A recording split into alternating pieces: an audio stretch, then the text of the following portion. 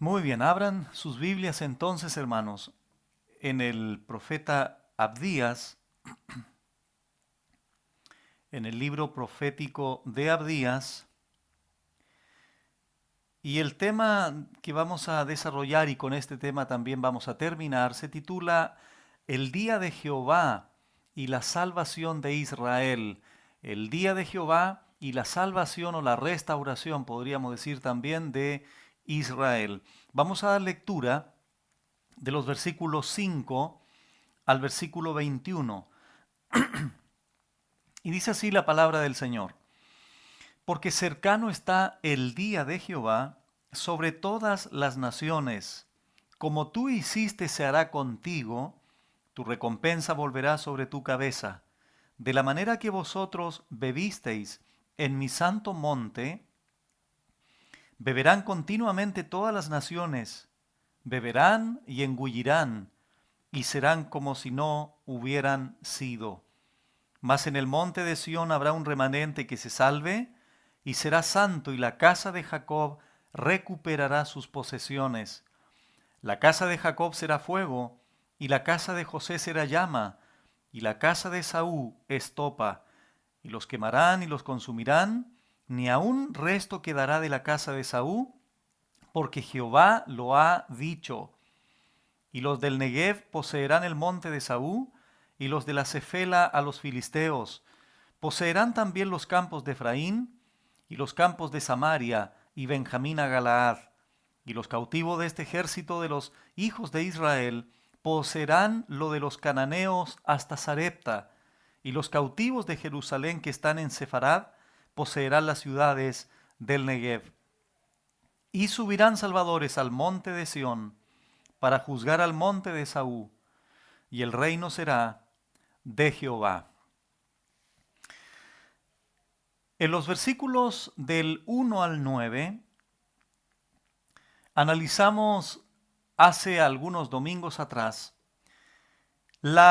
el juicio de Dios, la ira de Dios, la manifestación del juicio de Dios en contra de este pueblo Edom, descendientes de Esaú. Y eso lo analizamos en detalles. Están los videos en internet, lo pueden consultar o lo pueden escuchar. Lo interesante de ese juicio, lo interesante de esa ira de Dios en contra de este pueblo Edom, era en razón de la soberbia del corazón de Edom. Analizamos allí que la soberbia que menciona, que señala el verso 3, se refiere a una altivez, a un orgullo. Y ese orgullo y esa altivez de este pueblo Edom se reflejó en la actitud de desplazar a Dios, de colocar a Dios a un lado y comenzar a presumir, comenzar a confiar en otras cosas que no eran obviamente el Dios verdadero, el único Dios verdadero como Dios Padre y Salvador de Israel. Entonces observamos eso en líneas generales del 1 al 9, manifestando allí, repito, el juicio de Dios en contra de Edom, pero Abdías, o Dios a través de Abdías, señala la razón por el cual Dios juzgaría a este pueblo, que era la soberbia de este pueblo llamado Edom. Posteriormente, hablamos del trato que Edom dio a su hermano, es decir, hacia Israel o en este caso a Judá. Entonces observamos allí la injuria, el maltrato, la violencia que producto de la soberbia de Edom, Edom le dio a su hermano Israel. Observamos allí la injuria, el maltrato hacia su hermano, observamos la jactancia, la alegría, la indiferencia. Es decir, mientras Edom observaba el infortunio, observaba la calamidad, observaba la tragedia que iba a vivir o que estaba viviendo Israel, Edom tuvo una actitud de jactancia, de orgullo, de indiferencia, de alegría. ¿Por qué? Por la tragedia, por el conflicto, por la tribulación que Israel podría pasar. Entonces observamos allí, hermanos, del verso 10 al 14, cómo Edom llegó al extremo de saquear a su propio hermano y una medida mucho más extrema aún de quitarle la vida, de llegar a asesinar a aquellos, como dice el verso 14, que se escaparon, que lograron escaparse, pero aún así Edom les quitó la vida, los asesinó. Y una de las cosas que hemos dicho, hermanos, es hasta dónde puede llegar la soberbia de una persona. Es increíble, hermanos, que cuando nosotros observamos a una persona soberbia, orgullosa, inclusive puede cambiar hasta su carácter, su personalidad, su forma de ser. Y en este caso particular, al extremo de quitar la vida a sus propios hermanos. No olvidemos que eran descendientes de los mismos padres, Isaac y Rebeca, gemelos, Jacob y Esaú. Eso es, hermanos, lo que hace la soberbia. A eso lo llevó la soberbia a Edom. Y por esta precisa razón es que Dios enuncia ese juicio en los primeros versículos, lo confirma, ahora lo vamos a ver, pero mencionando el día de Jehová y la salvación futura de Israel. Por lo tanto, hermanos, como lo hemos dicho también, hay distintivos especiales de los profetas. Siempre es o hablan de juicio y restauración, ¿verdad? Y dentro de ese juicio hay un llamado al arrepentimiento, hay un llamado a que se vuelvan a Jehová como el único Dios verdadero. Pero también la Biblia señala restauración, salvación para aquellos que crean en Él y específicamente aquí del pueblo de Israel. Muy bien, entonces lo que vamos a analizar ahora, hermanos, es la confirmación de este juicio. Es decir, Dios sigue hablando del juicio que llevará a cabo contra Edom, pero no solo contra Edom, sino que ahora lo expande, ahora lo amplía, su alcance ahora es mayor. No solo se concentraría en Edom, sino que además alcanzaría también a todas las naciones de la tierra, como lo vamos a comprobar a continuación. Muy bien, verso 15 entonces dice lo siguiente: porque cercano está el día de Jehová sobre todas las naciones.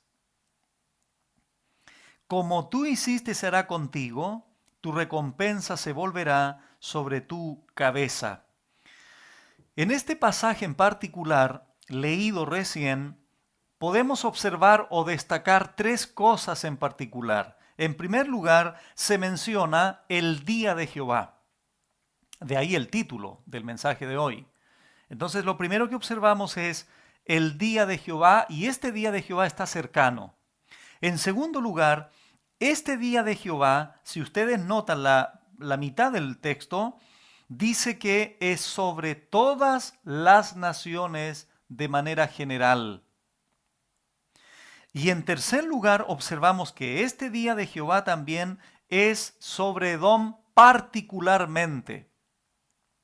Entonces, tres cosas. Se menciona el día de Jehová, que está cercano. En segundo lugar, este día de Jehová es sobre todas las naciones generalmente.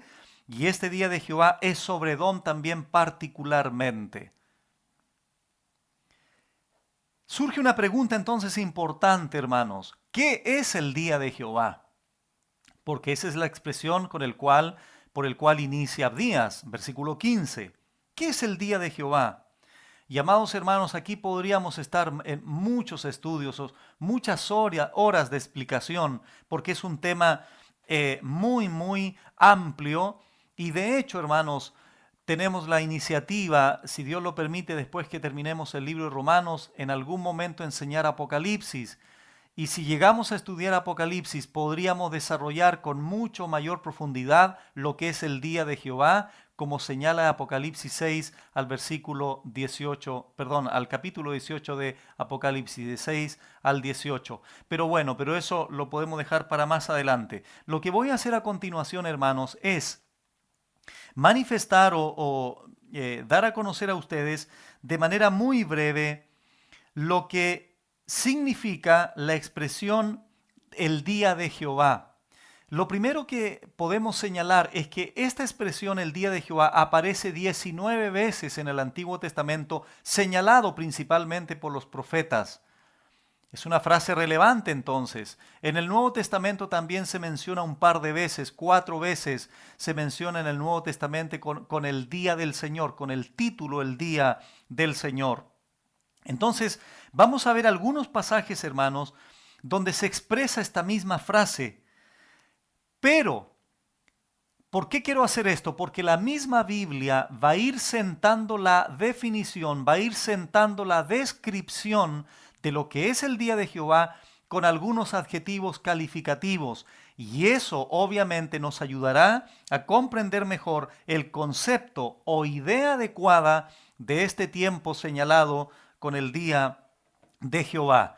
Pero antes de esto, hermanos, quiero decirles lo siguiente. Perdón. A través de la historia y hoy sobre todo con todo el contexto en el que estamos viviendo, muchas personas, cuando tú comienzas a conversar con ellos de manera en confianza, de manera amistosa, de manera más relajada, comienzan a expresarte ciertos temores que tienen del futuro. Entonces tú conversas con cualquier persona y te dice, bueno, yo no sé lo que va a pasar en el futuro, la cosa está difícil. Ahora, en el contexto inmediato, el COVID-19, pero se dice que se está inventando una vacuna, se dice que se van a organizar las naciones, se dice que va a haber una guerra, se dice de los conflictos del Medio Oriente, que la política está en un serio problema, vamos a tener problemas económicos, hay posibles guerras, se mencionan también posibles plagas, pestes, futuros terremotos, que se descubre un volcán que si erupciona podría quitar la vida de miles de personas, etcétera, etcétera. La gente refleja, manifiesta, saca a la luz los temores que hay en su corazón. Eso es algo normal, es algo natural del ser humano. Sin embargo, hermanos, lo que esta gente no entiende es que si hay algo a lo que deberían verdaderamente temer, no es al declive económico, no es a la tragedia de enfermedades que vendrá, a las alteraciones cósmicas que vendrán, al desplome político, monetario, etcétera. Hermanos, si hay algo que los seres humanos deberían temer, deberían aterrorizarse, es por la manifestación del gran día de Jehová. Eso sí que es de temer, eso sí que es motivo para estar aterrados, atemorizados, horrorizados por todo lo que Dios hará en un futuro. Es verdad que hay pequeños reflejos, es verdad que hay pequeñas manifestaciones de la ira de Dios derramada a través de la historia. Claro que sí, lo vemos en el mundo del diluvio, lo vemos en el juicio de Dios hacia Adán sacándolo del huerto, el diluvio, Sodoma y Gomorra, etcétera, etcétera. Es verdad, pero hay un día de Jehová escatológico, hay un tiempo señalado donde Dios verdaderamente va a reaccionar definitiva y determinantemente castigando a los moradores de la tierra por su rechazo al Mesías, por su rechazo a la verdad, por su rechazo al Evangelio.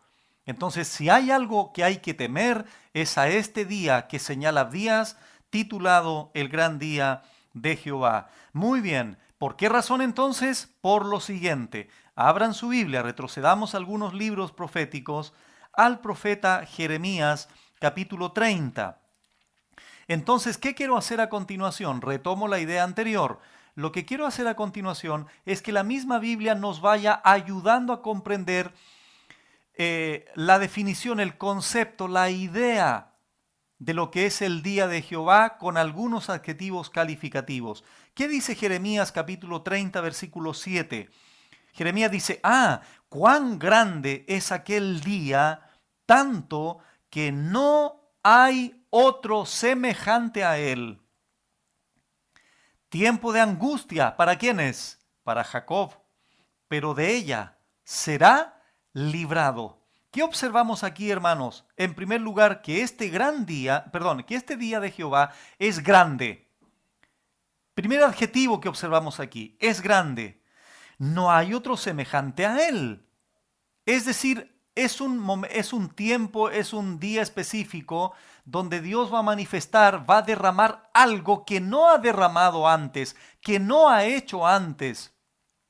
Por eso señalé que lo que Dios ha hecho en términos de su castigo en tiempos bíblicos son pequeñas manifestaciones, pequeñas muestras, pero hay un día que no hay ninguno semejante a él, donde Dios va a derramar esta ira sobre las personas. Dice, cuán grande es aquel día, tanto que no hay otro semejante a él. Y aquí señala, tiempo de angustia. Vamos sumando entonces, hermanos, el gran día de Jehová, o el día de Jehová, en primer lugar es grande. No ha habido otro día semejante a ese. Y en tercer lugar es un tiempo de angustia para Jacob, en particular para el Jacob incrédulo. Pero de ella será librado. ¿Quiénes? Los que crean en el Mesías, los que crean en el Señor, los que abracen el Evangelio. Entonces ahí tenemos ya una pequeña descripción de este día de Jehová. Ahora vamos a Ezequiel. Ezequiel capítulo 30, vamos a ir un poco más rápido para poder abarcar el resto de versículos. Dice Ezequiel capítulo 30, versículo 3 lo siguiente, porque cerca está el día. Obviamente esto se refiere al día de Jehová señalado en Abdías. Porque cerca está el día de Jehová. Atención ahora, más elementos calificativos para el día de Jehová. Día de nublado. Día de castigo, ¿a quiénes? De las naciones será. ¿Qué dijo Jeremías? De angustia, ¿verdad? No hay día semejante a él, es grande. Agregamos ahora a Ezequiel, día de nublado, es decir, de oscuridad, día de castigo. ¿Vamos sumando? ¿Vamos entendiendo lo que es el día de Jehová? ¿Será un gran día? ¿Un día de castigo? ¿Un día de nublado, de oscuridad? ¿Un día de angustia? Malaquías. Malaquías capítulo 4. Antes de Mateo está Malaquías. Malaquías capítulo 4, versículo 5. Dice así. He aquí yo os envío el profeta Elías antes que venga el día de Jehová. Noten, hermanos, los adjetivos que aquí se utilizan. Este día de Jehová es grande, ya lo había dicho Jeremías, pero ahora agrega aquí otra palabrita Malaquías, terrible. Terrible.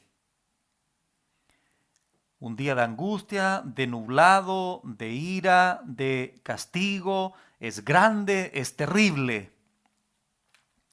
Si esto fuera poco, retrocedamos a Joel, por favor.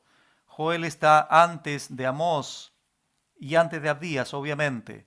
Joel, vamos a ver varios pasajes porque de hecho el gran tema de Joel es el día de Jehová. Por eso comenzamos con Joel 1:15. Dice, ay del día. Y ustedes saben que la palabrita ay, sin H, es una expresión hebrea, es una expresión en la Biblia que no solo la utilizaron los profetas, el Señor también la utilizó. Ay implica juicio, dolor. Ay del día, porque cercano está el día de Jehová y vendrá como, agrega otra palabra, otro antecedente, destrucción. ¿Por quién? No por un ejército humano, no por un enemigo humano, sino por el Todopoderoso. Entonces aquí agregamos destrucción, capítulo 2, versículo 1 y 2. Tocad con trompeta en Sión y dad alarma en mi santo monte. Tiemblen, tiemblen todos los moradores de la tierra, porque viene el día de Jehová, porque está cercano. Verso 2, día de tinieblas, por eso hay que temer, por eso hay que, menciona el temblor, porque la oscuridad produce eso, ¿no? Día de tinieblas y de oscuridad, día de nube y de sombra. Como sobre los montes se extiende el alba, así vendrá un pueblo grande y fuerte semejante a él. No lo hubo jamás, ni después de él lo habrá en años de muchas generaciones. Aquí se discute, primero se habla de una invasión de langostas. Eso mismo sirve de ilustración para mencionar otro juicio que vendría en un futuro, etcétera. ¿Qué dice ahora, hermanos? El versículo 11 del mismo capítulo 2 dice, y Jehová dará su orden delante de su ejército, porque muy grande es su campamento, fuerte es el que ejecuta su orden, porque grande es, noten el énfasis, grande es el día de Jehová y muy terrible. Noten la interrogante ahora, ¿quién podrá soportarlo? Versículo 31 y 32. El sol se convertirá en tinieblas y la luna en sangre antes que venga el día grande, y ahora otra palabra, espantoso de Jehová. Y todo aquel que invocar el nombre de Jehová será salvo. Siempre la gracia de Dios en medio del juicio es una manifestación y reflejo de su bendita misericordia. Porque en el monte Sión y en Jerusalén habrá salvación, que es lo que vamos a ver a continuación con Israel en Abdías 1:15. Como ha dicho Jehová, y entre el remanente el cual él habrá llamado. Capítulo 3 ahora de Joel, versículo 14 al 16, dice así, muchos pueblos en el valle de la decisión, porque cercano está el día de Jehová en el valle de la decisión. El sol y la luna se oscurecerán, y las estrellas retraerán su resplandor, y Jehová rugirá desde Sión y dará su voz desde Jerusalén, y temblarán los cielos y la tierra, pero Jehová será la esperanza de su pueblo y la fortaleza de los hijos de Israel. Ya vamos a ver la salvación de Israel. Ahora, por último, Apocalipsis capítulo 6, versículo del 12 al 17. En Apocalipsis 6 se comienza a abrir estos sellos, que el único digno de abrirlo, como dice el capítulo 5, era el Señor Jesucristo. Y aquí estamos en el sexto sello, y aquí se menciona y se comienza a manifestar, hermanos, la descripción mucho más detallada hasta el capítulo 18 prácticamente de Apocalipsis de ese gran día de Jehová. Dice del 12 en adelante, miré cuando abrió el sexto sello, y he aquí hubo un gran terremoto, y el sol se puso negro como tela de cilicio, y la luna se volvió toda de sangre, como sangre. Y las estrellas del cielo cayeron sobre la tierra, como la higuera deja caer sus higos, cuando es sacudida por un fuerte viento. Y el cielo se desvaneció como un pergamino que se enrolla, y todo monte y toda isla se removió de su lugar. Y los reyes de la tierra, y los grandes, los ricos, los capitanes, los poderosos, y todo siervo y todo libre, se escondieron en las cuevas y entre las peñas de los montes. Quiero hacer un alcance. Todo lo que dije, o todo lo que dijeron los profetas anteriormente señalados, los que leímos, Jeremías, Ezequiel, Malaquías, Joel, ahora está comenzando su cumplimiento. Y lo que observamos aquí, hermanos, es que se abre este sexto sello y comienzan a haber alteraciones en la naturaleza, terremoto, estrellas, desvanecimiento, las islas, etcétera. Y ahora señala grupos de personas poderosos, grandes capitanes. Pero ¿qué hicieron estos hombres? Se escondieron en las cuevas y entre las peñas de los montes. Vamos a ver a continuación que el temor de estos hombres no es por el tema económico, no es por las enfermedades que vendrían necesariamente, por las pestes que vendrían. Es otra la causa del temor de estos hombres, del terror de estos hombres. Por eso se llegan al extremo de esconder. Y aquí surge un clamor de estos hombres, surge una oración de estos hombres. ¿Una oración, pastor? Claro. Se dirigen, pero no al Dios verdadero que los podría salvar. Y aquí observamos la soberbia nuevamente de los hombres. ¿Cuál fue la causa del juicio de Dios contra Edom? su soberbia. Y aquí nuevamente vemos la soberbia del hombre. ¿Por qué? Por una razón muy sencilla. El corazón del hombre no ha cambiado. ¿Qué dice o qué decían? A los montes y a las peñas, caed sobre nosotros y escondednos del rostro de aquel que está sentado sobre el trono y de la ira del Cordero. Bueno, hermanos, miren por favor. ¿A dónde fue dirigida esta oración? ¿O a qué cosa fue dirigida esta oración de estos hombres atemorizados? ¿A qué cosa? A los montes y a las peñas. La gran pregunta, la relevante pregunta que surge, ¿por qué estos hombres no clamaron, no oraron, no rogaron a aquel que está sentado sobre el trono? ¿Por qué no rogaron a él? ¿Por qué ruegan a los montes como si los montes los van a escuchar? ¿O a las piedras como si las piedras los vayan a escuchar para que cayeran sobre ellos? ¿Escondernos del rostro de aquel que está sentado sobre el trono y de la ira del Cordero? Versículo 17. Porque el gran día de su ira, es decir, el gran día de la ira de Jehová, espantoso, de castigo, de angustia, de ardor, grande, terrible, de temblor, de tinieblas, de oscuridad, de nube, de sombra, terrible o muy terrible, ha llegado. ¿Y quién podrá sostenerse en pie? Había sido el momento donde Dios ya estaba manifestando su ira en el día grande y terrible de Jehová, que en el Nuevo Testamento es el gran día y terrible del Señor, donde va a derramar, castigar el pecado de aquellos que rechazaron su verdad, su evangelio y a su Hijo Jesucristo. Aquí ya no hay tiempo, hermanos. Estaba derramándose la ira de Dios, donde Dios iba a castigar. Y ojo, hermanos, atención con esto. Recién está comenzando.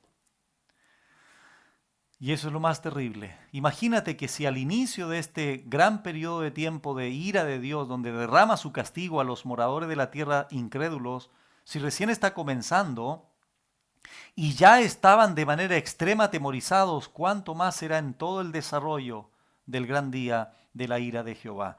Regresamos entonces a Abdías, una vez que tenemos una descripción un poco más amplia de este día de Jehová. Lo segundo que dijimos, hermanos, es que lo curioso es, de acuerdo al verso 15, que este día de Jehová es sobre todas las naciones. Eso es lo segundo que observamos. Y en tercer lugar, al final, nuevamente, Abdías se centraliza, se focaliza en Edom. Por eso le dice, como tú, es decir, Edom, hiciste será contigo, tu recompensa se volverá sobre tu cabeza. Por lo tanto, el juicio que Dios llevaría sobre Edom serviría también como en alcance de las demás naciones. Es verdad que habría un juicio particular para Edom, pero también es verdad que a través de ese juicio se alcanzaría la verdad, la realidad de juicio alcanzaría a las demás naciones en un momento escatológico particular en el futuro. Como lo vemos en el verso 16. De la manera que vosotros, es decir, Edom, bebisteis en mi santo monte, beberán continuamente todas las naciones. Otra vez, no solo se focaliza en Edom, sino que el juicio de Dios también tendría un alcance a las demás naciones. Beberán y engullirán, y serán como si no hubieran sido. Todo esto, hermanos, está describiendo lo que es el día de Jehová. Entonces el énfasis en el verso 16 cae sobre la expresión beber o beberán.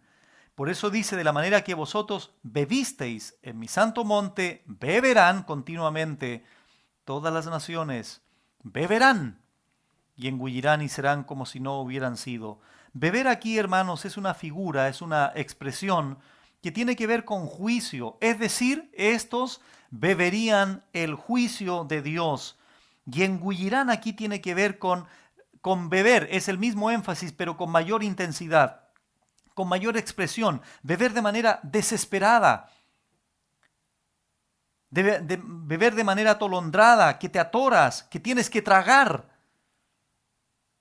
Y serán como si no hubieran sido, dice la Biblia, las naciones, por la manifestación del día de Jehová.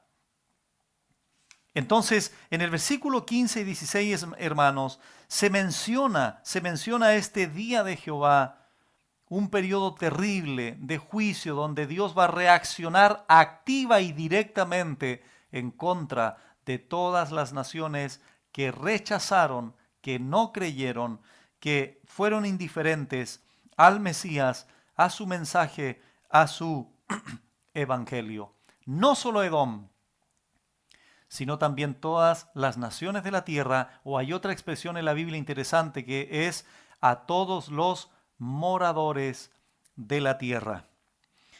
A continuación, ¿qué hace Abdías? El contraste. Versículo 17, mas en el monte de Sión habrá un remanente que se salve y será santo, y la casa de Jacob recuperará sus posesiones. Lo mismo que observamos en los profetas leídos anteriormente. Ellos anunciaban juicio, angustia para Israel, claro que sí, pero también para las demás naciones. Pero al mismo tiempo habría una salvación para Israel, para el remanente de Israel, aquellos judíos que creyeran en el Evangelio, en la vida, obra y muerte del Señor Jesucristo. Y lo mismo sucede aquí. Entonces, del verso 15 al 16, es verdad, el día de Jehová, grande, terrible, juicio, condenación, terrible destrucción. Mas, dice Abdías, en el monte de Sión habrá un remanente que se salve. Aquí está, hermanos, la salvación, la restauración de Israel. Ahora la pregunta, este remanente que se salve, ¿cómo se va a salvar? Esa es la gran pregunta. Bueno, ¿cómo se ha salvado a través de la historia redentora? ¿Cómo fue justificado Abraham? Abraham, dice Génesis 15:6, Abraham creyó y le fue contado por justicia. Por tanto, así como todos los hombres en el Antiguo Testamento se salvaron por la fe en las promesas de Dios, y en el Nuevo Testamento las personas creen de la misma manera por gracia mediante la fe en lo que Jesucristo hizo, nosotros hoy día que creemos que el Señor murió por nosotros y confiamos en Él y nos arrepentimos de nuestro pecado en virtud de algo que hizo Él en el 2000 años atrás aproximadamente. Por tanto, la cruz tiene como centro un alcance tanto hacia atrás como hacia adelante. Entonces los judíos que crean en el Señor se van a salvar, como dice el texto, un remanente, un resto pequeño, le llama Isaías capítulo 1. Entonces en el monte Sión, allí en Jerusalén, allí en Israel, habrá un remanente que se salve y será santo. Y la casa de Jacob, Jacob como Israel, un título para Israel, recuperará sus posesiones. Entonces este remanente, hermanos, o resto pequeño será santo, cumpliéndose. ¿Recuerdan la elección de Dios en cuanto a Israel, Deuteronomio capítulo 7? Ustedes serán un pueblo especial, apartado para mi santo, dice la Biblia. Bueno, esto se va a confirmar en esta futura salvación de Israel, cuando dice la Biblia allí, que será santo, apartado para Dios, tal como lo fue en el tiempo cuando inicialmente a través de Abraham fue elegido él y en consecuencia el resto del pueblo de Israel. Entonces, además de esto, hermanos, de la salvación, la restauración de Israel, es interesante que esto incluye, es interesante que esto involucra también la recuperación de sus posesiones. Como lo ven ustedes en el versículo 17 al final, y la casa de Jacob recuperará en tiempo futuro sus posesiones. Eso, ¿a qué posesiones se refiere? Lo vamos a ver a continuación del verso 19 en adelante. ¿Qué dice ahora el versículo 18?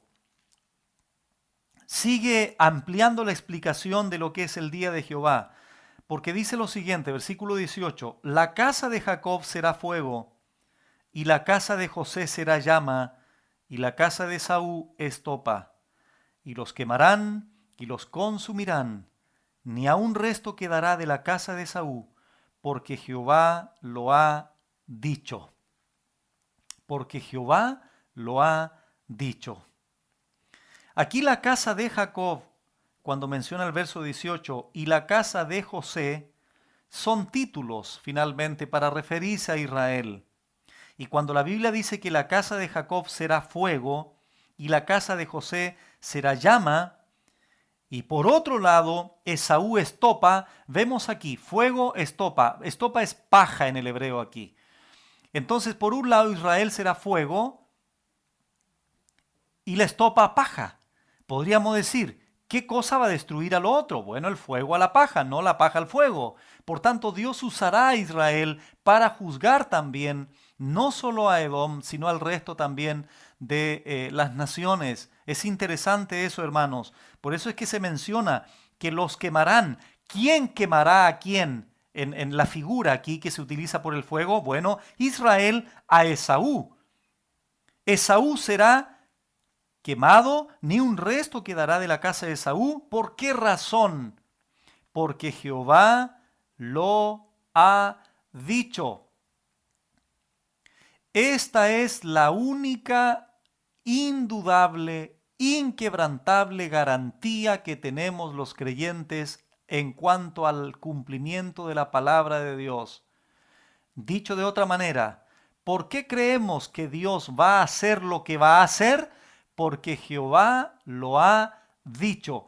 Es una expresión que establece, hermanos, una determinación divina que no está sujeta a voluntad humana, que no está sujeta a otro tipo de alteraciones, influencias externas, presiones externas. Esta determinación de Dios, este decreto de Dios de lo que hará, no puede ser alterado, porque Jehová lo ha dicho, se va a cumplir. Por eso dijimos en los primeros versículos que cuando Abdías ve a Edom destruido, abatido, todavía no sucedía. Entonces Abdías hablaba en pretérito, es decir, hablaba como que si ya hubiese ocurrido, pero era algo que tendría su cumplimiento en el futuro, para dar énfasis a qué, a la veracidad del cumplimiento de la palabra de Dios, a la fidelidad con el cual Dios cumple sus promesas, cumple sus decretos y cumple sus determinaciones divinas. Por tanto, aquí no tenemos duda de que Israel sería llama o fuego en contra de Esaú, que sería estopa. ¿Por qué razón? Porque Jehová lo ha dicho. Ni aun resto quedará de la casa de Esaú. Y aquí se menciona a Esaú porque es el padre de Edom. Edom desciende de Esaú. Porque Jehová lo ha dicho. Entonces acá, hermanos, tenemos a Israel como foco para llevar a cabo el juicio contra Edom. Y este principio igual lo vemos, hermanos. Vamos allí, por favor, a Zacarías. Zacarías capítulo 12. Versículos del 1 al 3. Es interesante lo que señala Zacarías. Y dice así, con respecto a Israel. Dice Zacarías 12 del 1 al 3 lo siguiente, profecía de la palabra de Jehová acerca de Israel. Jehová, que extiende los cielos y funda la tierra y forma el espíritu del hombre dentro de él, ha dicho. 2. He aquí yo pongo a Jerusalén por copa que hará temblar a todos los pueblos de alrededor contra Judá, en el sitio contra Jerusalén. Y en aquel día yo pondré a Jerusalén por piedra pesada a todos los pueblos. Todos los que se la cargaren serán despedazados, bien que todas las naciones de la tierra se juntarán contra ella. Regresamos a Abdías. Entonces observamos en el verso 18, Israel llama o fuego y Esaú estopa o paja que se quema por el juicio de Dios usando a Israel. Ni resto quedará, ni resto quedará de este pueblo. Recordamos en el verso 5 y 6, si ladrones vinieran a ti o robadores de noche, como ha sido destruido, ¿no hurtarían lo que les bastase? Si entraren a ti vendimiadores, ¿no dejarían algún rebusco? Es decir, cuando Abdías dice aquí, ni aun resto quedará de la casa de Esaú, por eso es que dijimos en el verso 5 y 6, en la enseñanza pasada, que si venían ladrones a robar, algo dejarían. Si venían vendimiadores, algún rebusco dejarían. Pero después añade, como fueron escudriñadas las cosas de Esaú, sus tesoros escondidos fueron buscados. Es decir, por más escondidos que podían estar los tesoros, los enemigos invasores llegarían a encontrar todo. Y finalmente, no como los robadores o vendimiadores, Dios no dejaría nada, ni resto. Serían absolutamente destruidos. ¿Por qué? Porque Jehová así lo ha dicho. Termina el versículo 18. Y a continuación, hermanos, en el verso 19 y 20, se señalan las posesiones del versículo 17 al final. Por eso puse un énfasis en eso. Noten primero, hermanos, verso 17 al final, y la casa de Jacob recuperará, tiempo futuro, sus posesiones. Si tú me preguntaras ahora, ¿cuáles son esas posesiones, pastor? Tierra. Tierra. Versículo 19 lo contesta. Y los del Negev poseerán. ¿Por qué Abdías utiliza el verbo poseerán? Porque tendría que ocupar el mismo verbo, porque está explicando las posesiones del verso 17 al final. Entonces, y los del Negev poseerán el monte de Esaú, y los de la Cefela, los filisteos, poseerán, nuevamente el verbo, también los campos de Efraín, y los campos de Samaria y Benjamín a Galaad. Y los cautivos de este ejército de los hijos de Israel poseerán. En tercer lugar, vuelve a mencionar poseerán lo de los cananeos hasta Sarepta, y los cautivos de Jerusalén que están en Sefarad poseerán las ciudades del Negev. Por lo tanto, hermanos, estos verbos de posesión o posesiones territoriales geográficas de Israel, eso es finalmente a lo que se refiere Abdías, que Dios les devolvería, que Dios les daría nuevamente en este tiempo futuro. Entonces a eso se refiere que la casa de Jacob recuperaría sus posesiones. Y todas estas palabritas, Negev, los filisteos, los campos de Efraín, campos de Samaria, Benjamín de Galaad, los cananeos, Sarepta, todos esos lugares son sectores geográficos. Entonces, Israel, hermanos, es interesante, todavía no posee en su plenitud lo que la Biblia les ha prometido como posesiones en virtud de la promesa de Dios, no solo a Abraham, sino a su descendencia. Es interesante, hermanos, entregarles un dato. Todos ustedes saben, o no todos saben, pero la mayoría, porque lo he dicho en otras ocasiones, nosotros hace algunos años con mi esposa fuimos a Israel. Y cuando estuvimos en Israel, uno de los consejos que se nos dio fue el siguiente: tengan cuidado con salir solos a otros lugares, porque hay sectores en Israel que están bajo la autonomía palestina. Entonces, bueno, nosotros recibimos ese consejo y siempre andábamos con toda la delegación. Pero un día fuimos a visitar Jericó y nos fuimos en la mañana temprano y salimos hacia Jericó, visitamos algunos lugares bíblicos, obviamente, con algún énfasis bíblico, y en ese momento estábamos en un sector de Jericó Y Jericó en ese entonces estaba bajo la autonomía palestina. Y en consecuencia nos encontramos con la sorpresa de que fuimos invadidos por un grupo de soldados palestinos y estuvimos presos aproximadamente 20 a 25 minutos. ¿Por qué razón? Porque esa tierra estaba bajo el poder, bajo la facultad, bajo la autonomía palestina.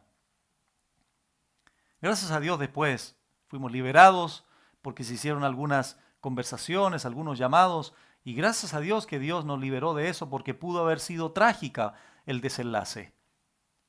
Bueno, hermanos, entonces lo que quiero señalar finalmente es que aquí se menciona las posesiones que Israel recuperaría. Ese verbo también es muy importante tenerlo en consideración. Dios le dio una tierra, la poseyó cuando entró precisamente por Jericó. ¿Recuerdan en Josué capítulo 1, 2 y en adelante? Bueno, entonces aquí en estos versículos Abdías habla de la restauración no solo espiritual de Israel en términos de salvación, sino además también una restauración geográfica, territorial. Y por último, hermanos, versículo 21, para ya ir terminando, dice el texto, y subirán salvadores al monte de Sión para juzgar al monte de Esaú, y el reino será de Jehová.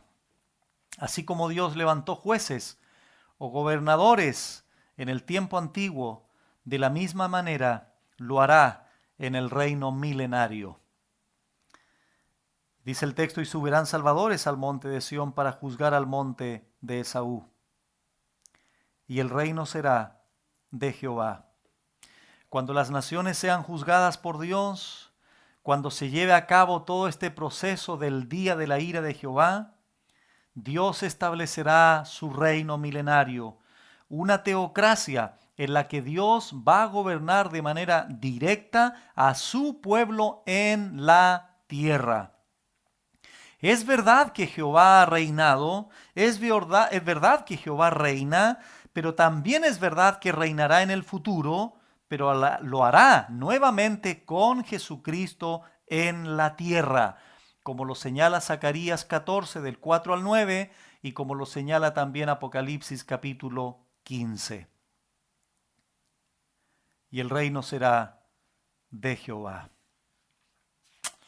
Por tiempo, hermanos, voy a dejar esto para otra enseñanza. Solo quiero, hermanos, terminar diciendo lo siguiente. Abdías nos ha mostrado el juicio de Dios en contra de Edom, producto de su soberbia. Pero también nos habla de todas las naciones que Dios también juzgará en el día de Jehová, producto de los pecados de estas naciones. Y curiosamente comparten también la soberbia, como lo señalamos allí en Apocalipsis capítulo 6. Por otro lado, hermanos, es verdad que Israel, el pueblo de Dios, había sido juzgada ya por Dios en el año 722 por los asirios, con las 10 tribus del norte. Es verdad. Y es verdad también que pronto, los juzgaría a través de los babilonios, como lo hemos señalado también en Abdías, llevándose cautivas a las tribus de Israel, Judá, allí a Babilonia. Este proceso se hizo en 3 etapas, 605, 597 y finalmente 586, porque ustedes saben que antes de Cristo la edad o la cronología se cuenta de mayor a menor, después de Cristo de menor a mayor. Entonces fue en 3 etapas. Entonces es verdad que Dios también juzgaría. Había juzgado ya a las tribus del norte, ahora juzgaría a las tribus del sur, llevándolas cautivas a Babilonia. Es verdad. Pero la verdad más gloriosa, hermanos, es que aun cuando Dios juzgó a Israel con los asirios, con los babilonios, también Dios, en virtud de la promesa a su pacto con Abraham, salvaría a aquel remanente que por la gracia de Dios mediante la fe creerían en el Mesías, confiarían plenamente en el Evangelio de Jesucristo, porque Dios así lo había establecido, porque Dios así lo había dicho, como lo vimos recién. Habrá juicio, es verdad, pero tengo un remanente que se salvará. Será santo y Jacob recuperará sus posesiones. Amados hermanos, amados amigos, queridos vecinos, que si en este momento nos estás observando, la realidad del juicio de Dios, la realidad del derramamiento de su ira, es una realidad indudable en la Biblia. Señalé anteriormente que Dios ha manifestado su juicio a través de la historia. Es verdad. Es verdad que Dios ha derramado su ira en el tiempo del diluvio, en el tiempo de Sodoma y Gomorra. Es verdad que Dios hizo cosas en términos de su reacción ante el pecado en el Antiguo Testamento. En el Nuevo Testamento observamos la ira de Dios también, la manifestación de Dios en contra del pecado, Ananías y Zafira, las personas que eran entregadas a Satanás, etcétera. Es verdad que hemos observado eso. Pero hermanos y amigos, lo que tenemos que entender es que Dios está esperando, Dios está pacientemente esperando que los seres humanos vengan al conocimiento de la verdad, vengan al arrepentimiento, como lo señala 2 de Pedro capítulo 3. Él quiere que todos los seres humanos, que todas las personas que escuchan el Evangelio sean salvos, dice la Biblia. Pero también es cierto que muchos de esos seres humanos rechazan deliberada, voluntariamente, espontáneamente, sin presión alguna, ellos mismos rechazan la gracia de Dios, rechazan el perdón de Dios. Y quiero decirles, queridos amigos, queridas personas, que a lo mejor tu temor es el problema económico, que a lo mejor tu temor futuro es la muerte que te espera, a lo mejor tu temor es que te vas a enfermar en un futuro, el declive económico, a lo mejor tu temor es que más adelante no va a haber qué comer. No lo sé, no sé cuáles son tus temores, pero son temores normales, son temores naturales. Pero quiero extraer nuevamente lo que dije en el tema de hoy. El peor temor que es verdaderamente la peor tragedia, el peor horror que le espera a los seres humanos no es el declive económico, no es las futuras enfermedades, es el gran día y terrible de Jehová, cuando Él, en reacción a su santidad, a su carácter justo, recto, castigue. Hay una venganza de Dios, dice Nahum del 1 al 3, que Dios se va a vengar de sus enemigos. Y ese tiempo la Biblia le llama el día de Jehová o el día del Señor. Grande, terrible, espantoso, de oscuridad, de tinieblas, de angustia. Tanto es así que estos moradores de la tierra del capítulo 6 ruegan a los montes, claman a las peñas para que caigan encima de ellos, porque la muerte es mejor, según ellos, antes de enfrentarse a la ira de Jehová, a la ira de aquel que está sentado en el trono de Jehová. Eso es lo peor que le espera a los seres humanos. Eso es la peor tragedia. Ahí sí que el ser humano va a estar horrorizado, atemorizado de manera extrema, porque es la ira, es el derramamiento de la ira del gran Dios único y verdadero, que habiendo enviado a su Hijo Jesucristo hace 2000 años para traer salvación, hoy día sigue esperando para que los incrédulos, para que los que no conocen al Señor, se rindan hacia su señorío, se rindan ante su poder, se rindan ante su salvación, se rindan ante su perdón, ante su gobierno, ante su dominio, porque no hay otro nombre bajo el cielo dado a los hombres en que podamos ser salvos. Cristo dijo, yo soy el camino y la verdad y la vida. Nadie viene al Padre sino por mí. Porque hay un solo Dios y un solo mediador entre Dios y los hombres, Jesucristo hombre. Yo soy el buen pastor de las ovejas, el buen pastor que da su vida por las ovejas. Yo soy la luz del mundo, el que a mí viene no andará en tinieblas, sino que tendrá la luz de la vida. Yo soy el verdadero pan que descendió del cielo. Yo no soy como el pan o el maná que les dio Moisés. Yo soy el verdadero pan que alimenta, que satisface las necesidades más íntimas de todo ser humano. ¿Cuáles son esas necesidades más íntimas y más importantes del ser humano? No es el comer, no es la bebida, no es el vestido, es la necesidad de perdón, de perdón. Cristo dijo, yo soy la resurrección y la vida. El que cree en mí, aunque esté muerto, vivirá. Él es el Verbo eterno, porque en Él estaba la vida, y Él es la luz de los hombres. Como dijo Juan el Bautista, yo no soy la luz, Él es la luz. Yo simplemente soy alguien que ha anunciado, ha preparado el camino para el Mesías verdadero, que va a venir o que vino a este mundo en primer lugar, como un siervo sufriente, como una oveja que enmudeció ante los trasquiladores.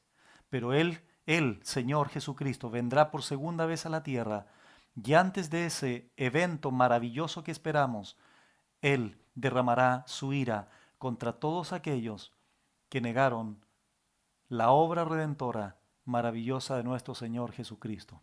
Por eso, querido amigo, quiero decirte que esa ira que va a ser derramada fue derramada sobre su Hijo en la cruz del Calvario. La única manera que tú puedas liberarte de ese juicio que viene en un futuro al mundo como manifestación de la ira de Dios es que creas, que te arrepientas, que confieses a Jesucristo no solo verbalmente, sino testimonialmente. Y la Biblia dice que Dios puede perdonarte y Dios puede salvarte, darte la vida eterna, el perdón de todos tus pecados. Esa es una manera de que te liberes de la ira de Dios, porque tu ira, la que tú merecías por tus pecados, nuestro bendito Salvador la llevó en la cruz y su Padre derramó sobre él la ira que tú y yo merecíamos. Y la otra forma de pagar por tus pecados es simplemente, querida persona, recibiendo el juicio final, la sentencia final, tú mismo pagando en un infierno eternamente por los siglos de los siglos, por tu pecado personal, responsable delante de Dios. Ahí está el Evangelio, la muerte de Cristo, su resurrección. Créelo, créelo, querida persona. Y a nosotros los creyentes, los hermanos, por favor, amados hermanos, espero que hayamos aprendido del ejemplo negativo de Edom, su soberbia. Deja tu soberbia a un lado, deja tu orgullo a un lado, deja tu autosuficiencia a un lado, deja la superioridad que crees tener a un lado. Ama a tus hermanos, ora por ellos, está dispuesto a servir a aquel que lo necesita. Amémonos unos a otros, vivamos en unidad para que el Señor sea glorificado en todo lo que hacemos, en toda nuestra vida. Gracias damos al Señor, hermanos, por su palabra y esperamos que esta enseñanza haya sido de tremenda bendición para ustedes. Vamos a orar a nuestro Señor. Padre bueno, Padre misericordioso, tú que eres nuestro Padre bondadoso, te damos las gracias porque tú nos hablas, Señor. Te agradecemos de manera muy profunda Te agradecemos, Señor, de una manera muy, muy sensible en nuestros corazones, porque nosotros, Señor, por tu gracia, vamos a ser liberados, o ya fuimos liberados espiritualmente del poder del pecado, y no solo del poder del pecado, sino del futuro gran derramamiento de tu ira en contra de los pecadores que te hayan rechazado y que hayan sido indiferentes delante de ti. Te agradecemos, Señor, porque nosotros, no siendo mejores que ellos, hemos sido alcanzados por tu misericordia, por tu gracia bendita.